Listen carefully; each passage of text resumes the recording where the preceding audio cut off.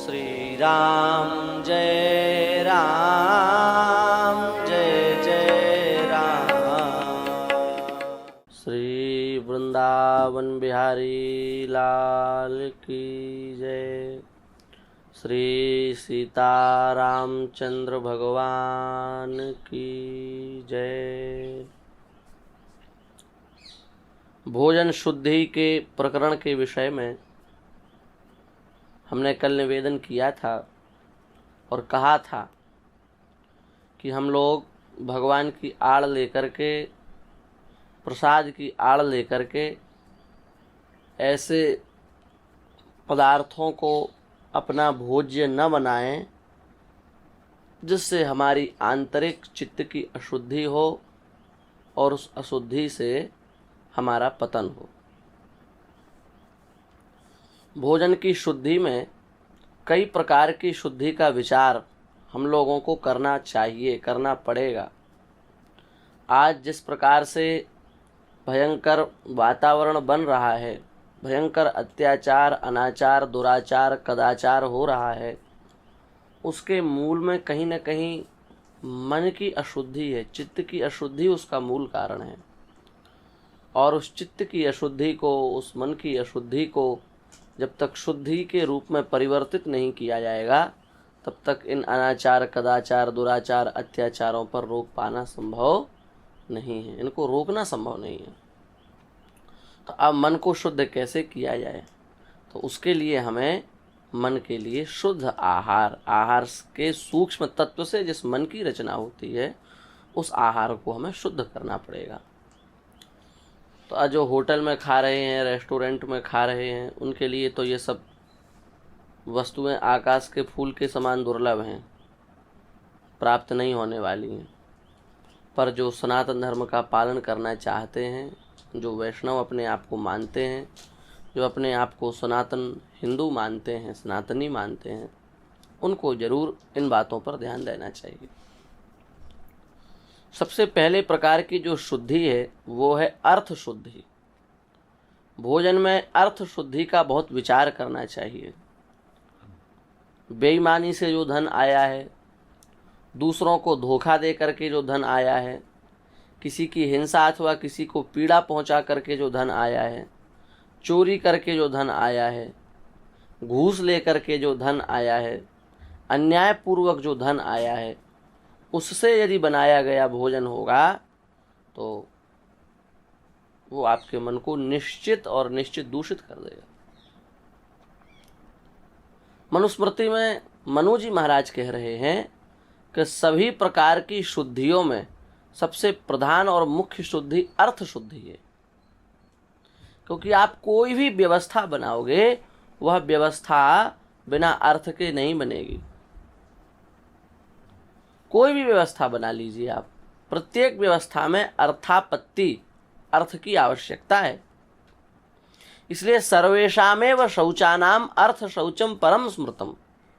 सभी प्रकार के शौचाचारों में जो धन का शौचाचार है वो सबसे ऊपर है। सेवा, ठाकुर सेवा करेंगे तो धन की आवश्यकता है, साधु ब्राह्मण सेवा करेंगे तो धन की आवश्यकता है, दीन दुखियों की सेवा करेंगे तो धन की आवश्यकता है, अपने व्यवहार के लिए वस्तुएं खरीदेंगे तो धन की आवश्यकता है। तो इसलिए अर्थ शुद्धि यदि नहीं होगी तो फिर मूल के अशुद्ध हो जाने से धीरे धीरे आगे की सब क्रियाएं अशुद्ध हो जाएंगी। इसलिए न्यायपूर्वक धन कमाने के बाद भी यदि हम उस धन का 10% विनियोग धर्म के लिए, भगवान के लिए नहीं करते हैं, तो वह न्यायपूर्वक कमाया हुआ धन भी शास्त्र की दृष्टि से पूर्ण पवित्र धन नहीं माना जाएगा। न्यायोपार्जित वित्तेन दशमांशेन धीमता कर्तव्यो विनियोगश्च ईश प्रीत्यर्थ हेतवे। जो न्याय से उपार्जित धन है, उस धन के दशांश का उपयोग जीव को, मनुष्य को भगवान की, ठाकुर जी की, संतों की, साधुओं की, ब्राह्मणों की, नाम की, धाम की सेवा में लगा देना चाहिए।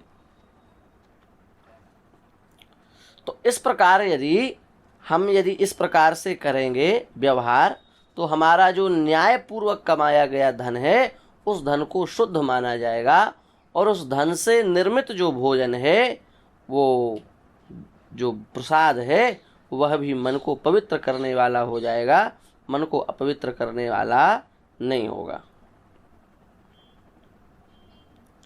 दूसरी बात यह है कि अर्थ शुद्धि के साथ साथ एक और बहुत विशेष बात ध्यान देने योग्य है, और वो है कि यदि हम प्रसाद बनाते समय अर्थ संकट यदि उपस्थित हो रहा है, धन की कमी यदि उपस्थित हो रही है, और उस समय यदि प्रसाद का निर्माण किया जा रहा है उसका चिंतन करते हुए, तो वह प्रसाद भी पूर्ण रूप से शुद्ध प्रसाद नहीं माना जाएगा। क्यों? क्योंकि कहीं ना कहीं उसमें धन की चिंता, धन कहाँ से आएगा इसके लिए मन में व्यथा बनी हुई है, और उस अशांत मन से जो हम प्रसाद बनाएंगे वो प्रसाद भी पूर्ण रूप से शुद्ध नहीं माना जाएगा। तो इसलिए भोजन बनाने में सबसे पहली जो शुद्धि है वो है अर्थ शुद्धि। जो भी हम वस्तु खरीद करके लावें वो पूर्ण प्रकार से उसमें जिस धन का विनियोग करें वो धन शुद्ध होना चाहिए। आज के समय में एक कठिन नहीं है, असंभव नहीं है, थोड़ा कठिन अवश्य है, पर कोई चाहे तो इतना भी कठिन नहीं है, आराम से इसको निभा सकता है। और अनाप शनाप दुनिया भर का जहाँ से धन आ रहा है, ऐसे धन का यदि धर्म के मार्ग में भी उपयोग किया जाए तो वो जो उस वस्तु का उपयोग करेंगे उनके लिए वो नाशक हो जाएगी। बात ध्यान में आ रही है? जैसे किसी ने बढ़िया सुंदर ठंडे पानी की व्यवस्था करा दी, अब वो मदिरा का उसका व्यापार है और उसने ठंडे पानी की व्यवस्था करा दी, अब खूब आप ठंडा पानी उनका पियो, लेकिन कहीं ना कहीं वो ठंडा पानी भी आपके हृदय को तो शीतल करेगा लेकिन मन को दूषित कर देगा। क्यों? क्योंकि उसमें जो धनांश लगा है वो अन्यायोपार्जित है, वो अधर्मोपार्जित है, वो श्रेयस्कर नहीं होगा आपके लिए। अभी भी मध्य प्रदेश के बुंदेलखंड में एक गांव है, वहाँ एक बावड़ी जो है वो खुदी की खुदी पड़ी है। महात्मा से किसी ने प्रार्थना की कि यहाँ हम बावड़ी खुदवाना चाहते हैं, महात्मा ने आज्ञा दे दी। बाद में पता चला कि ये सेठ का धन तो गलत रीति से आया हुआ धन है, किसी गलत प्रकार के व्यापार से उस धन को वो अर्जित करता है। तो फिर बाबा ने कहा कि जितनी खुदी पड़ी है उतनी ही खुदी रहेगी, इससे आगे हम 1 रुपया भी तुम्हारा नहीं लेंगे। क्यों? बोले उसका कारण यही है कि तुम तो बनवा करके चले जाओगे, लेकिन जितने लोग यहाँ पानी पीने आएंगे उन सबकी बुद्धि दूषित हो जाएगी और उनकी बुद्धि को दूषित करने का पाप तुम्हें लगेगा। इसलिए हम नहीं चाहते हैं कि तुम भी नरक के भागी बनो और वो भी नरक के भागी बने। इसलिए ये बावड़ी अब आगे नहीं बनवाई जाएगी, जितनी खुद गई उतनी खुद गई, छोड़ दीजिए, आगे जैसी राम जी की इच्छा होगी। ये बात। तो सबसे पहले भोजन के लिए सबसे प्रथम शुद्धि है अर्थ शुद्धि। अर्थ शुद्धि के बाद में भोजन में जो हमारी दूसरे प्रकार की शुद्धि का ध्यान हमें रखना चाहिए वो है पदार्थ शुद्धि। धर्म पूर्वक अर्थ हम कमावें और उस कमाए हुए धन से स्वास्थ्य के लिए हानिकारक सड़े गले बासे फल ले आएं, बासी दोषी युक्त भोजन के पदार्थों का भक्षण करें, तो वो भी जो है वो सब अशुद्ध माना जाएगा, उसको भी शुद्ध नहीं माना जाएगा। आयुर्वेद के अनुसार पंडित जी भोजन बनने के 48 मिनट के अंदर ही भोजन कर लेना चाहिए, तो उसमें उसके पूर्ण परमाणु उपस्थित रहते हैं और 48 मिनट के बाद में वो सब परमाणु धीरे धीरे समाप्त हो जाते हैं। उसके तत्व, पोषक तत्व, शरीर के लिए उपयुक्त पोषक तत्व जो हैं वो धीरे धीरे समाप्त हो जाते हैं। लेकिन देखिए आजकल फ्रिज ने सत्यानाश कर दिया है। लोग 1-1 दिन 2-2 दिन पुराना भोजन करते हैं। अब बताइए, धन आपका भले कितना भी शुद्ध बना रहे पर पदार्थ शुद्धि नहीं रह गई तो ये भोजन भी आपके चित्त को दूषित करने वाला बन जाएगा।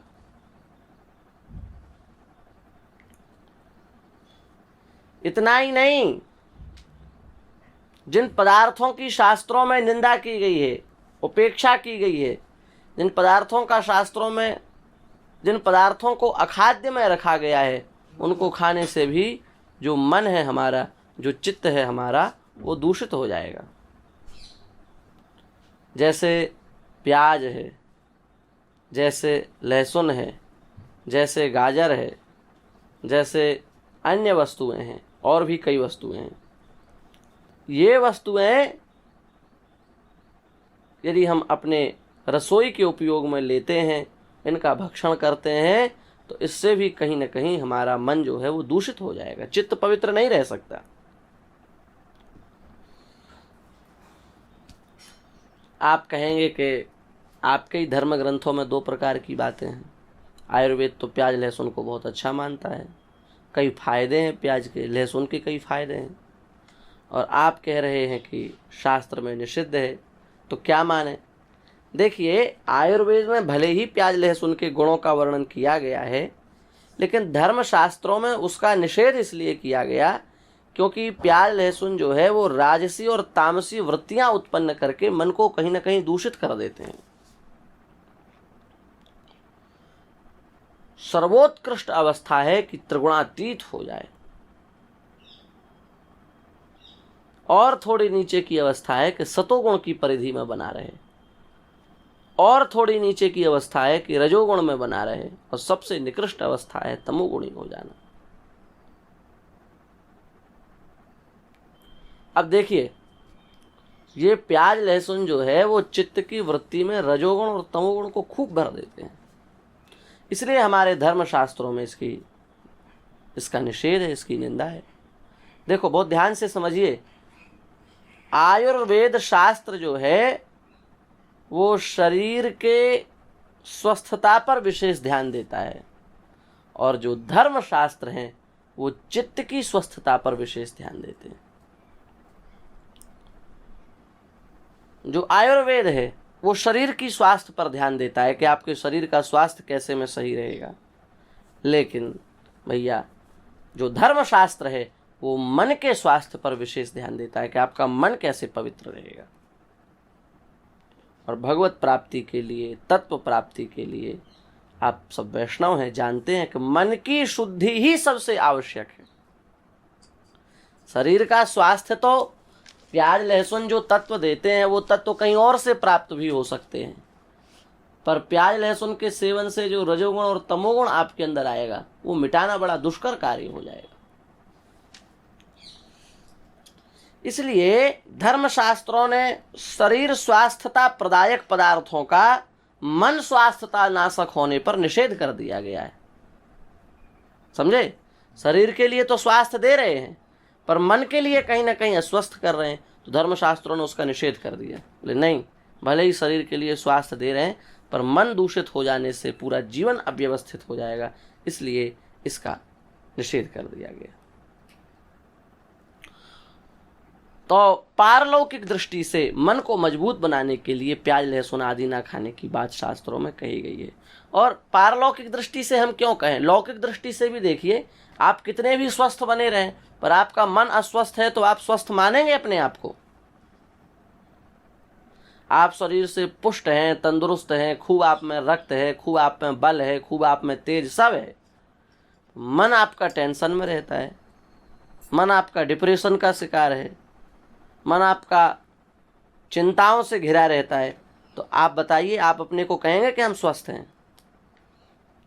सच्ची बात तो ये है कि मानसिक स्वस्थता ही पूर्ण स्वस्थता है।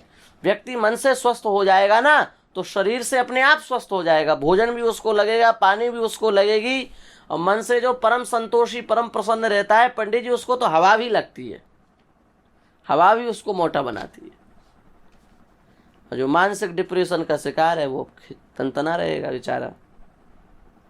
ये खूब धन होने के बाद, खूब वैभव होने के बाद, खूब भोजन होने के बाद भी लोग आत्महत्या करते हैं कि नहीं करते हैं? इसका मतलब वो कहीं ना कहीं अस्वस्थ थे, भले शरीर से स्वस्थ रहे हो पर मानसिक अस्वस्थ थे।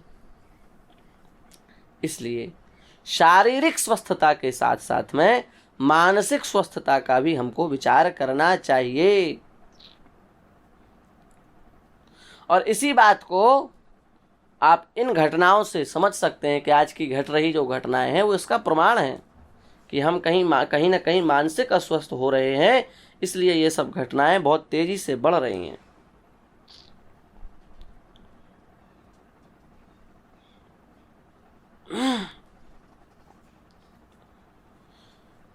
एक बात हम और स्पष्ट कर दें, हमारे यहाँ घी खाने की बात कही, दूध खाने की बात कही, सात्विक पौष्टिक पदार्थों को पाने की बात कही।